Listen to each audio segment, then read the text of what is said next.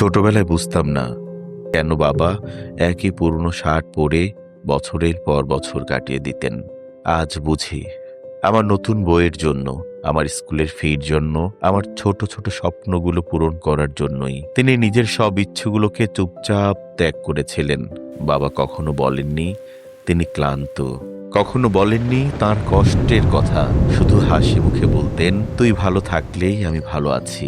বাবা, তুমি কখনো মুখে বলনি কতটা ভালোবাসো, কিন্তু তোমার প্রতিটি ত্যাগ, প্রতিটি ঘাম, প্রতিটি নির্ঘুম রাত চিৎকার করে বলে দিচ্ছে আমি তোমার পুরো পৃথিবী ছিলাম। বাবা নিজের জন্য বাঁচেন না, তিনি বাঁচেন পরিবারের জন্য। বাবা স্বপ্ন দেখেন না, তিনি সন্তানের স্বপ্ন পূরণ করেন।